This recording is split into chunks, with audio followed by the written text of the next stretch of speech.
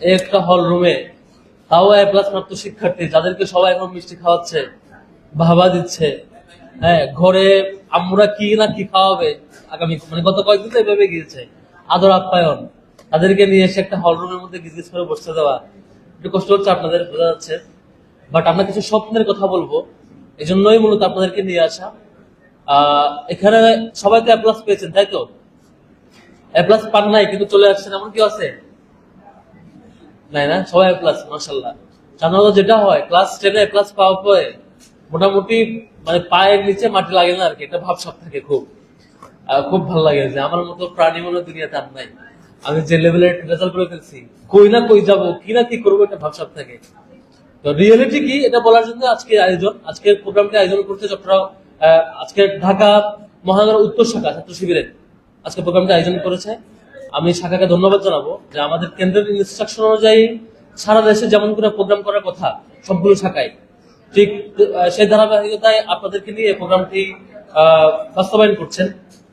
সম্মানিত উপস্থিতি, সাংবাদিকদের সহযোগিতা আশা করবো একটু প্লিজ। আমার মনে হয় আপনারা স্থির চিত্তে বসতে পারলে শ্রোতাদের জন্য সহজ হবে। সম্মানিত এ প্লাস প্রাপ্ত শিক্ষার্থী ভাই এবং বোনেরা, বাস্তবতা হচ্ছে বাংলাদেশে বর্তমানে গ্রাজুয়েট বেকারের সংখ্যা মোর দেন 40%, আর পার্সিয়াল বেকার সহ ধরলে মোর দেন 60% বেকার যারা গ্রাজুয়েশন সম্পন্ন করছে, অনার্স এবং মাস্টার সম্পন্ন করেছে। এই অন্তত 30% আছে যে ফুল টাইম বেকার যারা অনার্স এবং মাস্টার সম্পন্ন করেছে। এটা হচ্ছে আমাদের একটা ভিজিবল ক্রাইসিস, যেটা সবার জন্য কমন। বিপরীতে আমরা যেটা খুঁজি, এই যে এত পড়াশোনা, এত চেষ্টা, এত স্বপ্ন, আমার কাছে মনে হয় আমাদের চেষ্টার মূল জায়গা হচ্ছে দুইটা জায়গা, একটা হচ্ছে টাকা পয়সা কামাবো, আর একটা হচ্ছে হ্যাপি হবো। এই দুটো জায়গা। তো হ্যাপিনেস মানুষ কেমনে পায়, এটা নিয়ে দুইটা অ্যানালাইসিস বলে শেষ করবো আমি। নাম্বার 1 হচ্ছে কেউ কেউ মনে করেন হ্যাপিনেস পায় টাকা পয়সা দিয়া, যে আমি চাকরি করব, বিজনেস করব, বড়লোক হব, টাকা কামাবো, বিশাল কিছু হয়ে যাব। কিন্তু বাস্তবে বেশ কিছু গবেষণাপত্র আছে, রিসার্চ পেপার আপনারা খুঁজলেই পাবেন, যে গবেষণার স্যাম্পলটাই ছিল এরকম কিছু গ্রুপ অফ পিপল যারা অনেক টাকা ইনকাম করে, আবার বিপরীতে কিছু গ্রুপ অফ পিপল যারা টাকা পয়সা একেবারে লোয়ার ইনকাম। পরে দেখা গেল যে দুই গ্রুপে সুখের খুব বেশি পার্থক্য নাই। যে প্রচুর টাকা ইনকাম করে সেও অসুখী কোনো কোনো ক্ষেত্রে, আর যে বেচারা রিক্সাওয়ালা রিক্সা চালায় তিনি একটা কাঠ ওই চেয়ারে, রিক্সার চেয়ারে এপার ওপার থেকে বসিয়ে তাতে ঘুমিয়ে যান, তিনিও মাঝে মাঝে সুখী থাকেন। তো সুখের প্যারামিটার টাকা পয়সা দিয়ে হয় না। আবার কেউ মনে করে অনেক বেশি প্লেজার পাবো, অনেক লাক্সারি ব্যবস্থাপনা থাকবে, এর মধ্যে সুখ হবে। কিন্তু বাস্তবে দেখা গেছে যে অনেক লাক্সারি ব্যবস্থাপনার মধ্যে থাকা লোকেরাও সুখ পান না। তো এই হ্যাপিনেসের পিছনে ছোট খুব বেশি আসলে লাভ হয় না। বর্তমানে যে ক্রাইসিসটা মূলত আমার পার্সোনাল বিবেচনা, সেটি হচ্ছে এই যে বেকারত্ব বললাম, এই যে সংকট বললাম, এই যে সামগ্রিক অপশন বললাম, সবকিছু মিলিয়ে বর্তমান যে মেইন ক্রাইসিস সেটা হচ্ছে সোসাইটির এই অ্যাডজাস্টমেন্টের সাথে নিজেকে ডেভেলপ করতে না পারা। আগে দেখে থাকবেন 90 দশকের আগে যে কম্পিউটার টাইপ রিড করতে পারতো, ওই ফোন ঘুরাইতে পারতো 1980-70 দিকে, টেলিফোন ঘোরানো, তার একটা চাকরি থাকতো। তার কাজ কি? টেলিফোন ঘুরাবে কল দেওয়ার জন্য, টেলিফোন ঘুরায় ঘুরায় কল দেবে। যারা এই ঘোরানোটা পারতো তাদের চাকরি নিশ্চিতভাবে চাকরি পেতেন। কিন্তু যখন মোবাইল আসলো, মোবাইল আসার পরে কি হলো, ওর টেলিফোন ঘোরানোর কাজ শেষ, নিজে নিজে নাম্বার তুলে হচ্ছে কল দেয়, ওই চাকরি চলে গেছে। তারপরে আমরা যখন ছোট তখন কথা বলি, যারা কম্পিউটার টাইপ করতে পারে তাদের একটা নিশ্চিত চাকরি। যে আমাদের কাকারা চাচারা বলতেন চাকরি নাই, কম্পিউটার টাইপ শিখো, বাংলা ইংরেজি টাইপ করতে পারবা, তোমার একটা চাকরি হবে, বেতন পাবা 30,000 টাকা 20,000 টাকা। কিন্তু বর্তমান যুগে এসে যে বেচারা বলে যে আমি কম্পিউটার টাইপ পারি, আমার চাকরি দেন, তারা কেউ চাকরি দেবে না। কারণ এখন আপনি ভয়েসে বললে, এআই কে যদি একটা 1 ঘন্টার অডিও দিয়ে দেন, যে এআই ক্লাউড দিলেন, জেমিনি দিলেন, যেগুলো বর্তমান প্রচলিত এআই আছে, তাকে একটা পুরো অডিও দিয়ে দিলেন, যেটা হচ্ছে আমার ক্লাস রেকর্ড, 1 ঘন্টার ক্লাস, তুমি একটু এটা আমার লিখে দাও, সে দেখবেন পুরোটা একদম ট্রান্সক্রিপ্ট লিখে দিচ্ছে আপনাকে। তার মানে ওই টাইপ রাইটারের কাম শেষ। ইভেন আগে মিটিং এর রেজুলেশন লেখা একটা বড় ইয়া ছিল, যে একজন বিশেষ লোক যে হচ্ছে মিটিং রেজুলেশন লিখবে। এখন বড় বড় অফিসে কি করে, রেকর্ডার চালায় রাখে, মিটিং পুরোটা রেকর্ড করে, করার পরে ওই এআই কে দিয়ে দেয়, এআই হচ্ছে পুরোটা রেজুলেশন লিখে ফেলে, কে কি বলছে না বলছে। ওই চাকরিও গেছে। এখন আগে HTML এর কাজ যারা পারতো, ওয়েব ডেভেলপমেন্ট, তাদের একটা চাকরি নিশ্চিত ছিল, সে একটা ওয়েবসাইট ডেভেলপ করতে পারে। এখন এমন হয়েছে যে আরো অ্যাডভান্স লেভেলের ওয়েবসাইট এআই কে বলে দিলে, পেইড প্রিমিয়াম যারা ইউজ করে বলে দিলে যে আমার এই ফরম্যাটে অমুকের মতো করে একটা ওয়েবসাইট রেডি করে দাও, এভাবে আপনার রেডি করে দিচ্ছে। এটা আমি বুঝালাম কেন, চাকরির জাম্পিংটা, যে আপনি এখন যেটা মনে করছেন আপনি অনেক কোয়ালিফাইড, 20 বছর পর আপনি চাকরি করবেন। তো এই জন্য আমাদের এই কম্পিটেন্সি বাড়ানোর জায়গাটা দরকার আছে। যারা আজকে অনেক বেশি খুশি হয়ে গেছেন, এ প্লাস পাইছেন, ভাই এত খুশি হওয়ার কিচ্ছু নাই।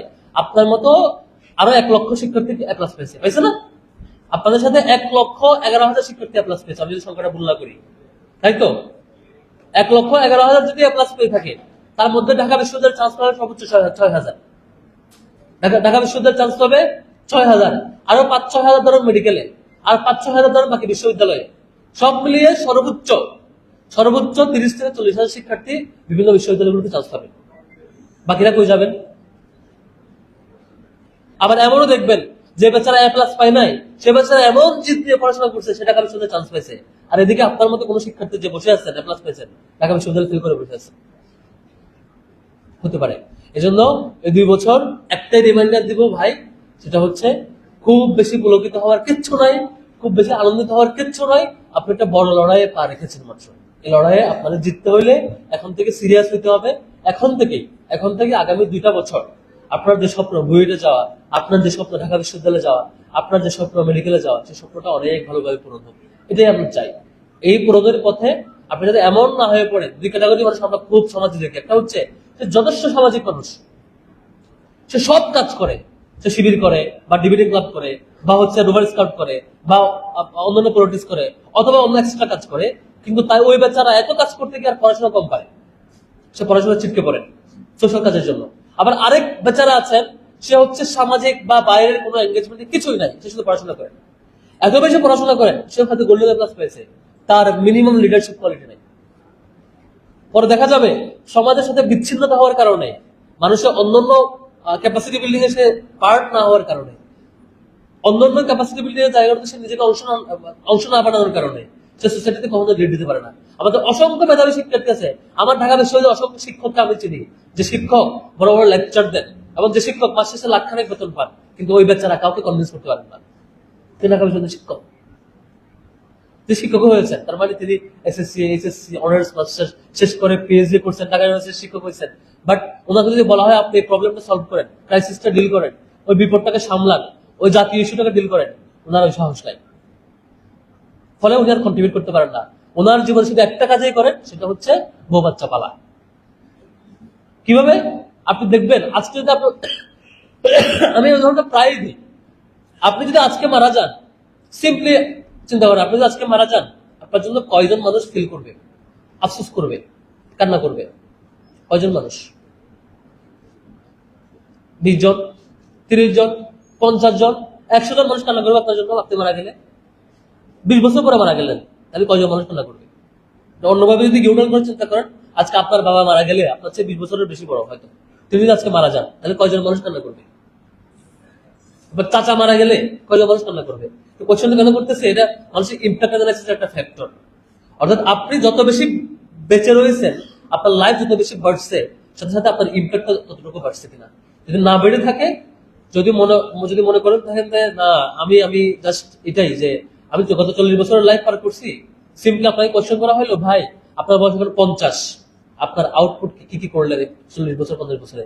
আপনি বলবেন, ভাই বলেন না, প্রতিদিন 8 ঘন্টা করে চাকরি করি আর ব্যবসা করি, সারাদিন এই কাজ করি, 10 বছর পড়াশোনা করছি, 15 বছর পড়াশোনা করছি, আমি একটা কাজ করছি, আমার 3টা বাচ্চা আছে, আমার ফ্যামিলিতে বউ আছে, মা বাবা আছে, অমুক অমুক আছে, তমুক তমুক, তাদের পালছি, এই হচ্ছে আমার কাজ, আর কিছু করার নাই। এই কাজ ওই রিক্সাওয়ালাও করছে, ওই কাজ এ প্লাস না পাওয়া শিক্ষার্থী করছে, ওই কাজ আপনার মতো গাইডলাইন না পাওয়া শিক্ষার্থী করছে। আপনার মধ্যে আমাদের ডিফারেন্স কি?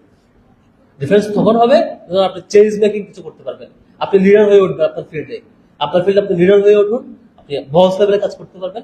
এই স্বপ্নটা আমরা দেখি, আমরা এই স্বপ্নটা দেখতে চাই, যেখান থেকে কেউ এমন স্বপ্ন দেখবেন না আপনার শুধু জীবিকার চিন্তা করবেন, রিজিকের চিন্তা করবেন, ক্যারিয়ার কোন রকম একটা হ্যাপিনেস খুঁজবেন, বরং আপনি অসংখ্য মানুষের মুক্তির দিশারি হবেন, আপনি অসংখ্য মানুষের প্রদর্শক হবেন। সেই স্বপ্নটা আমরা দেখতে চাই, আপনারা পারবেন ইনশাল্লাহ। ফাইনালি আরেকটা স্বপ্ন দেখতে চাই, সেটি হচ্ছে আর আরো কিছু গবেষণার ব্যাপারে আপনি খুঁজতে পারেন, সেটি হচ্ছে যারা উন্নত রাষ্ট্রগুলোতে আছেন, শিক্ষিত মানুষ, এরকম গোল্ড মেডালিস্ট, যারা পিএইচডি করছেন, গবেষক, তাদের দেশের ডেভেলপমেন্টের কি অবস্থা? আপনি দেখবেন সেই দেশগুলো ডেভেলপড কান্ট্রি, বাট ওখানে টিকে বোমা হামলা হয়।